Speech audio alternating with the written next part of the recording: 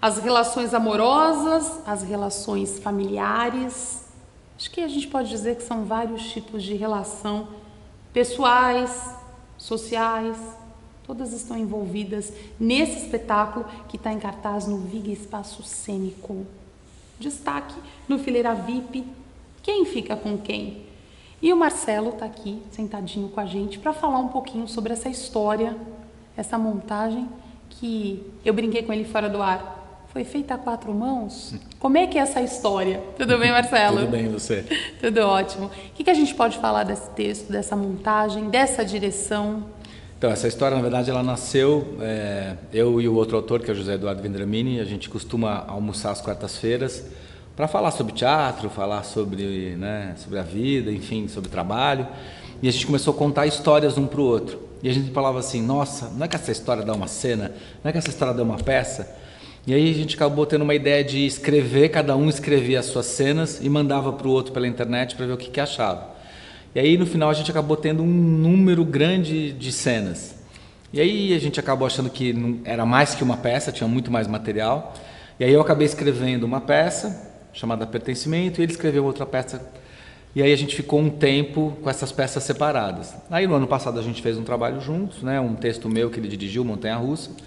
E aí quando acabou esse trabalho, ele falou, vamos tentar juntar de novo as peças, só que tem que ser algumas cenas suas e algumas minhas. E a gente resolveu juntar de novo, entramos no edital, fomos contemplados e o espetáculo vai estrear. Que delícia! E é um espetáculo que fala mesmo de relação? Fala exatamente. Em vários aspectos. Em vários aspectos, assim. O que a gente faz numa relação quando a gente se vê frente a uma situação limite, Então... E a gente acha muito que os personagens todos estão buscando muito fugir da solidão. Como é que eu faço para aplacar minha solidão? Então, por exemplo, tem uma personagem que ela fica ligando para entregadores para ir na casa dela para poder ter com quem se relacionar. Ou, por exemplo, tem uma outra que é uma moça que ela quer ter filhos e ela acaba se vendo sem parceiro e aí ela resolve fazer uma inseminação artificial. Então, esse quem fica com quem em diversos aspectos, assim. Ou as crianças que ficam órfãs, quem vai cuidar dessas crianças? Então tem várias histórias, algumas voltam, algumas têm desdobramentos e outras são histórias únicas. E essas cenas vão se entremeando. E você falou da nossa direção, a nossa ideia foi fazer um jogo atoral, assim, um jogo de atores. É um jogo absolutamente revelado, a coxia é aberta, então os camarins dos atores são no palco, nas laterais do palco, e eles trocam de personagem às vistas do público. E eles entram, fazem o personagem, saem, aí trocam de um elemento do figurino, voltam fazendo outro personagem. Esse jogo entre esses 6 atores, todos eles fazem todos os personagens se rodiziando. Então, acho que tem 2 aspectos importantes. Um é essa identificação que com certeza o público vai ter com os personagens.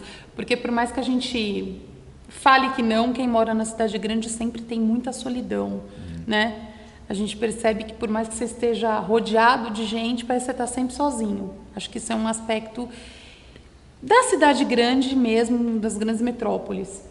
E outro aspecto é essa curiosidade, porque todo mundo tem vontade de conhecer o camarim, de saber como é que funciona a troca de um figurino. Essa ideia de jogar com esse aspecto metateatral, o jogo do teatro, que vai ficar revelado. E essa questão que você falou da cidade grande, eu até estava pensando isso outro dia, que a gente estava conversando com um jornalista, sobre assim, bom, você está na rua, você esbarra em alguém, você pede desculpa, e aí você nem imagina o que aquela pessoa que está indo embora... o que ela carrega com ela, qual que é o universo, quais são os conflitos, os desejos, as histórias dela. Então, um pouco isso, a gente dá um olhar para pequenas histórias cotidianas, sabe? Então, essas histórias que podem, que a gente avaliou contando uma história um para o outro, que teria um potencial dramatúrgico, que poderia virar cena, que poderia interessar as pessoas no teatro. Eu achei interessante, fora do ar, a Marcela estava me contando sobre uma mulher que vai ao hospital todas as noites ao pronto-socorro justamente para conversar com alguém. A pessoa que está no pronto-socorro, que foi levar alguém, está com uma aflição. E quem está lá, que vai conversar, chega para conversar, também tem a sua aflição, Essa personagem, ela vai ao pronto-socorro porque ela precisa tomar um remedinho para dormir, porque ela tem insônia. E aí, já que ela tem que tá lá mesmo, ela tem que esperar o ônibus, da hora de o ônibus passar, então ela pede para conversar com alguém, porque ela é uma solitária, Então, são essas histórias que A gente chama esse espetáculo de comédia dramática, né? Porque, obviamente, tem humor no espetáculo, mas, ao mesmo tempo, tem um drama dessas pessoas, né? Que é um drama cotidiano, que é um drama do dia a dia, né? De como é que eu faço para me sentir querido, como é que eu faço para ter companhia, como é que eu faço para lidar com uma doença, né? Enfim, todas as histórias vão perpassando um pouco esses universos, né? E quem que está com vocês? Na equipe técnica? Digo, de atores, enfim. Os atores, a gente tem 3 atores homens e 3 mulheres. Vou começar pelas mulheres. Tá? Então, a Salete Fracaroli, a Valéria Lawande e a Ana Carolina Capozzi. Os homens são o Alex Moreira, o Luciano Gatti e o Clóvis Gonçalves. São 6... todo mundo faz vários personagens? Todo mundo faz vários personagens. Alguns personagens voltam, outros não. Então, numa cena, às vezes, eu faço um protagonista, na outra eu faço um personagem coadjuvante, enfim. Tem uma troca entre eles e eles ficam o tempo todo em cena, né? Então, os camarins, eles estão todos revelados. Então, o que vai separar o camarim do espaço de cena é uma marcação no chão. E aí estou dentro do espaço de jogo, estou em cena. Estou fora do espaço de jogo, estou no meu camarim. Bacana. Né? A montagem segue temporada até 28 de julho, no Viga. A ideia é, claro, que o espetáculo ganhe força e, de repente, viaje, de repente a gente permaneça com uma temporada maior. Ou talvez lá no Viga, ou talvez em outro teatro, né? A gente gostaria de continuar e talvez até viajar. Ele é um espetáculo que eu acho que ele vai falar muito às pessoas, porque tem uma questão muito humana, né, que é comum a todos nós, que como é que eu lido com a minha vida cotidiana, como é que eu lido com meus desejos, como é que eu lido com as minhas frustrações, como é que eu lido com as coisas engraçadas que acontecem, como é que eu lido com as doenças, como é que eu lido com as minhas parcerias. Enfim, é um pouco um mosaico de relações humanas, né, que vão sendo mostradas para o público. Então, às vezes, pode ser que uma pessoa se identifique mais com uma cena, outra se identifique mais com outra, mas com certeza o público vai se espelhar lá nos nossos personagens. E é tão importante abordar esses assuntos, né? Porque estão presentes na vida de todo mundo. Não tem como. Como as pessoas lidam com isso, né? Que é uma questão que a gente sempre se pergunta, né? Como é que eu faço? Como é que eu faço agora? Estou numa situação, aconteceu isso. Tem uma personagem lá que ela é uma mulher mais velha que se apaixona por um homem mais novo e ele fica doente. E aí? Né? A expectativa é o contrário, né? Sim. Que o mais velho fique doente antes. Aí como é que eu lido com isso? Né?